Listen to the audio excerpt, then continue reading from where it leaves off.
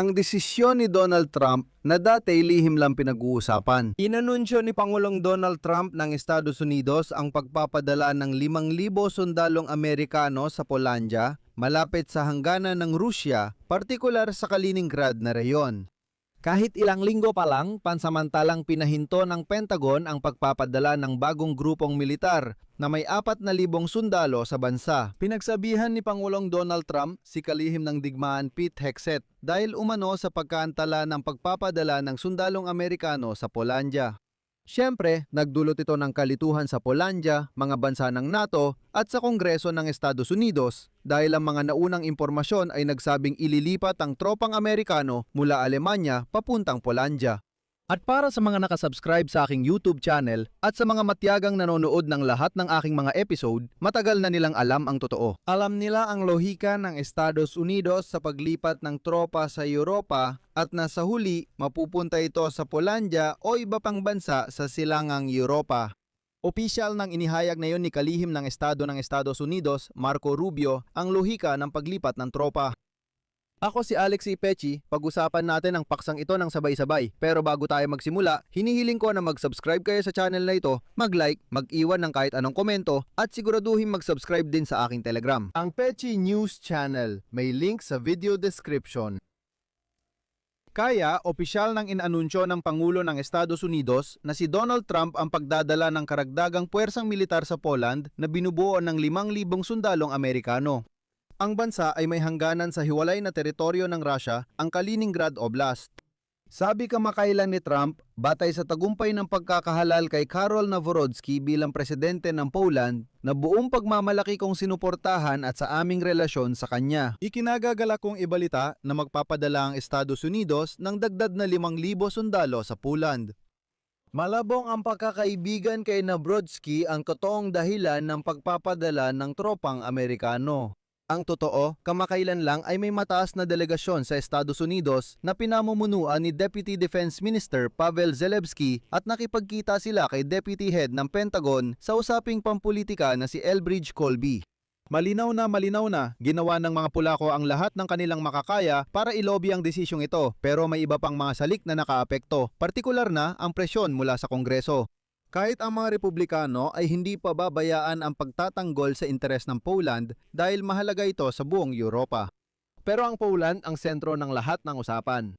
May suporta mula sa dalawang partido ang Poland sa Kongreso at pinuna ng mga politiko ang Pentagon sa desisyon nitong ipagpaliban ang pagpapadala ng 4,000 sundalo. Pinupunan na rin ito ngayon ni Peter Hegseth at Donald Trump.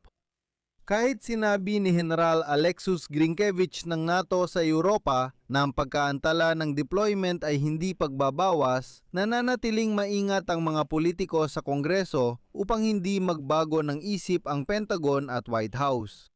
Umabot sa puntong gustong limitahan ng ilang kongresista, karamihan Republikano, ang kapangyarihan ng administrasyon ni Donald Trump na magalis ng tropa mula Europa ng mag-isa. Iminungkay dito na gamitin na ang batas sa pambansang depensa, ang NDAA Act. Ito ang mismong batas kung saan nakasaad ang pagbabawal sa pagbabawas ng bilang ng mga Amerikanong sundalo sa Europa sa mas mababa sa 76,000 na sundalo.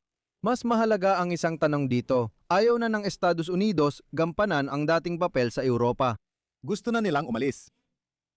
Gusto nilang umalis ng may ingay at engrande. Malinaw na may malalaking pagbabago na tiyak ipapakita sa susunod na NATO Summit. Ang kalihim ng Estado ng US na si Marco Rubio ay nakikipagpulong ngayon sa mga Europeo para talakayin ang kinabukasan ng alyansa. Ngayon, hinihiling ng Estados Unidos ng Europa ang bahala sa sariling seguridad nila habang gusto ng Poland na manguna sa prosesong ito.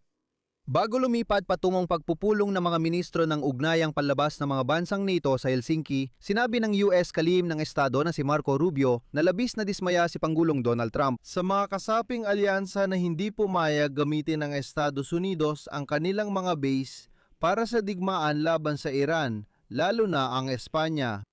Muling nilinaw ng mga pinuno ng NATO na hindi humiling ang Estados Unidos sa mga kaalyado na lumahok sa digmaan laban sa Iran maliban sa malalakas na pahayag ni Donald Trump sa social media. Gayunpaman, marami pa ring pumayag na gamitin ng Amerika ang kanilang himpapawid at base militar. Matagal ko nang sinasabi nagpapalusot si Trump tuwing sinasabing walang tulong mula Europa, pero talagang tumulong sila.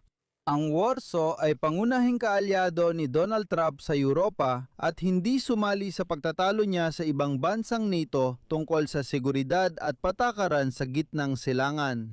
Ang Poland ay isa sa pinakamalaking bumibili ng armas mula Amerika.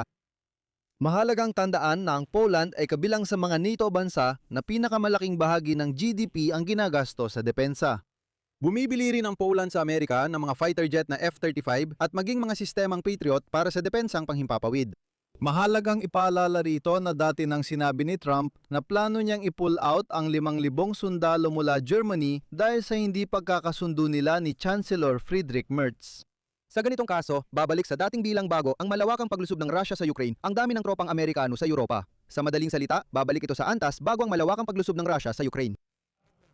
Maaring ilipat ang mga tropang ito sa Poland gaya ng napag-usapan sa mga nakaraang episode. Inililipat lang ng Estados Unidos ang tropa nila mula kanlurang Europa patungong silangang Europa. Halimbawa, inaalis nila ang mga ito sa Espanya at Alemanya at nagbabantang bawiin din ang mga ito mula sa Italia. Pero lahat ng ito ay inililipat lang sa silangang Europa dahil hindi kayang bawasan ni Trump ang kabuuang bilang ng tropa sa Europa.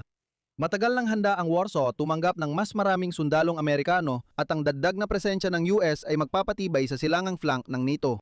Mahigit 10,000 sundalong Amerikano nang nakarotasyon na yon sa Poland. Ipinahayag ni kalihim ng Estado ng US, Marco Rubio, na ang paglipat ng tropang Amerikano sa Europa ay hindi para i-pressure ang mga kaalyado sa NATO. Narito ang kanyang pahayag. Hindi ito parusa kundi isang tuloy-tuloy na proseso na nagsimula bago pa ang kasalukuyang mga pangyayari. Ayon kay Rubio, may mga pandigdigang tungkulin ng Washington na kailangang laging repasuhin kung saan nakaistasyon ang mga tropang Amerikano. Sinabi rin ni Rubio na may malaking oportunidad makipagkooperasyon sa NATO sa larangan ng industriyang pangdepensa. Sa pangkalahatan, hindi naman palaging kailangang agad-agad tumugon sa mga pahayag ni Trump. Madalas, may ibang kahulugan ng mga iyon. Sa parehong panahon, may isa pang mahalagang pangyayari. Sa gitna ng banta mula kay Vladimir Putin at nuclear drill sa Russia at Belarus, diretsahang sinabi ni kalihim ng Estado ng Amerika, Marco Rubio, na sinuspinde ng Estados Unidos ang trilateral na negosasyon kasama ang Ukraine at Federasyong Ruso tungkol sa pagtatapos ng digmaan. Ayon kay kalihim ng Estado ng Amerika, wala pang nakikitang dahilan ng Washington para ituloy ang mga pagpupulong. Hindi kami interesado na masangkot sa walang katapusang siklo ng negosasyon na wala namang patutunguhan. Binigyang diin niya na handa ang Amerika bumalik sa dialogo kung may pagkakataon para sa makabuluhan at produktibong negosasyon. Sinabi rin ni Rubio na peking balita ang tsismis na itinutulak ng Washington ang Ukraine sa isang partikular na posisyon sa negosasyon. At sa ganitong kalagayan, si Trump ay nagpadala pa rin ng karagdagang tropa sa silangang gilid ng NATO na katabi ng mga hindi malilinis at mababangis na Ruso. Dito ako maglalagay ng 3 tuldok. Ibahagi ninyo ang inyong opinyon at mga konklusyon sa mga komento sa ilalim ng episode na ito. Mag-subscribe kayo sa channel, pindutin ang kampanilya at huwag kalimutang mag-like. Yun lang po, ingatan ninyo ang inyong sarili. Paalam sa lahat.